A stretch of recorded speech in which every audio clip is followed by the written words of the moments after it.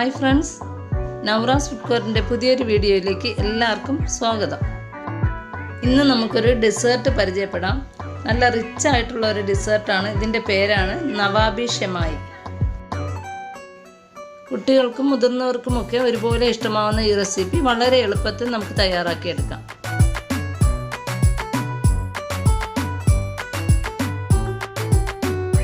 അപ്പോൾ എങ്ങനെയാണ് നവാബി ഷെമായി തയ്യാറാക്കുന്നതെന്ന് നമുക്ക് നോക്കാം. ഇതിൻ്റെ പ്രധാന ഇൻഗ്രീഡിയൻറ്റ് സേമിയാണ്. വളരെ തിന്നായിട്ടുള്ള സേമിയാണ് ഞാൻ എടുത്തിരിക്കുന്നത്. 200 ഗ്രാം സേമിയ എടുത്തിട്ടുണ്ട്. ആദ്യം നമുക്ക് ഒരു ഫ്രൈ പാൻ അടുപ്പിൽ വെച്ച് അതിലേക്ക് ഒരു 4 ടേബിൾ സ്പൂൺ ബട്ടർ ഞാൻ ഇട്ട് കൊടുത്തിട്ടുണ്ട്. ഇതിന് പകരമായിട്ട് നമുക്ക് നെയ്യും യൂസ് ചെയ്യാം. ബട്ടർ ഒന്ന് ചൂടായി വരുമ്പോഴേക്കും നമുക്കതിലേക്ക് ആവശ്യമുള്ള നട്ട്സ് ഇട്ട് ഒന്ന് റോസ്റ്റ് ചെയ്തെടുക്കാം. നട്ട്സ് ഒന്ന് ബ്രൗൺ കളറായി വരുമ്പോഴേക്കും നമുക്കതിലേക്ക് ആവശ്യമുള്ള ഉണക്ക മുന്തിരിങ്ങയും കൂടി ആഡ് ചെയ്യാം. നട്ട്സും ഉണക്ക മുന്തിരിയും കൂടി നല്ല റോസ്റ്റായി വരുമ്പോഴേക്കും നമുക്കതിലേക്ക് എടുത്തു വെച്ചിരിക്കുന്ന സേമിയയും കൂടി ഇട്ട് വറുത്തെടുക്കണം. ഞാനിപ്പോൾ എടുത്തിരിക്കുന്നത് നോർമൽ സേമിയാണ്. നിങ്ങൾ വാങ്ങിക്കുന്നത് റോസ്റ്റഡ് സേമിയ ആയിരുന്നാലും നെയ്യിലോ ബട്ടറിലോ ഒന്ന് വറുത്ത് തന്നെ എടുക്കണം. കാരണം നമ്മളിത് വറുത്ത് കഴിഞ്ഞാൽ പിന്നെ വേറെ കുക്കൊന്നും ചെയ്യുന്നില്ല, ഡയറക്റ്റ് സെറ്റ് ചെയ്യുകയാണ് ചെയ്യുന്നത്. നമുക്കിനി 3 ടേബിൾ സ്പൂൺ മിൽക്ക് പൗഡറും കൂടി ആഡ് ചെയ്ത് കൊടുക്കാം. എന്നിട്ട് ഒന്നുകൂടി നന്നായിട്ട് വറുത്തെടുക്കാം. ഇനി നമുക്കിതിലേക്ക് 1/2 കപ്പ് പൊടിച്ച പഞ്ചസാരയും കൂടി ആഡ് ചെയ്ത് കൊടുക്കാം.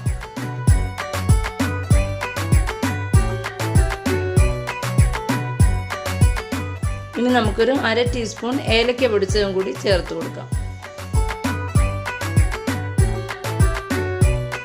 നമ്മുടെ സേമിയ ഇവിടെ റോസ്റ്റ് ആയി കഴിഞ്ഞു. ഇനി നമുക്ക് ഫ്ലെയിം ഓഫ് ചെയ്യാം.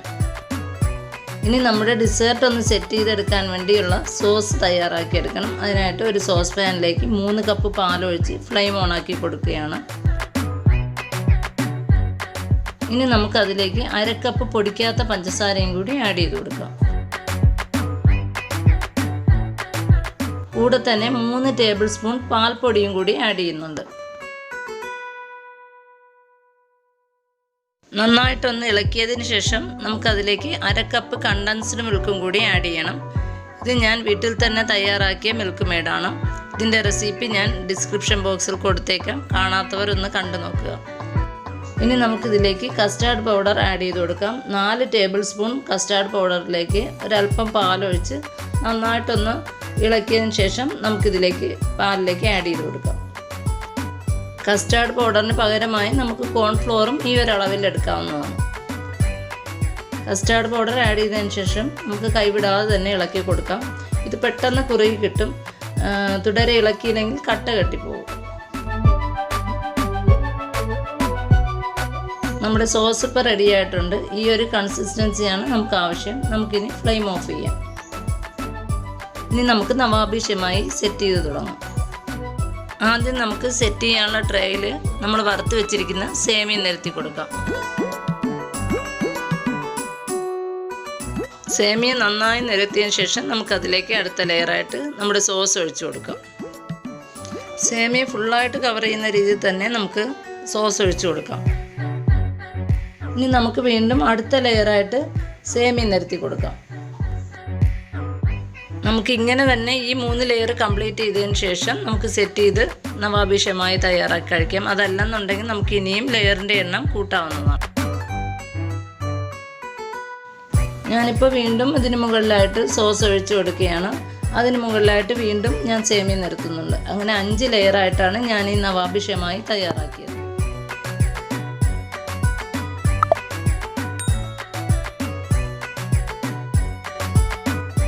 സേമിയയും സോസും ഒക്കെ ഇങ്ങനെ ഇടകലർത്തി സെറ്റ് ചെയ്യുന്നത് കൊണ്ട് തന്നെ കാണാൻ നല്ല ഭംഗിയുള്ള ഒരു ഡെസേർട്ടാണിത്.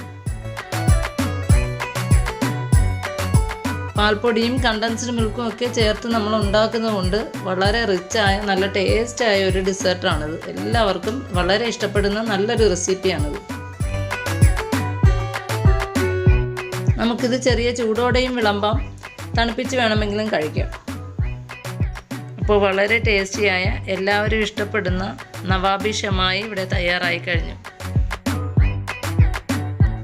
എല്ലാവരും ഇതൊന്ന് ട്രൈ ചെയ്ത് നോക്കുക.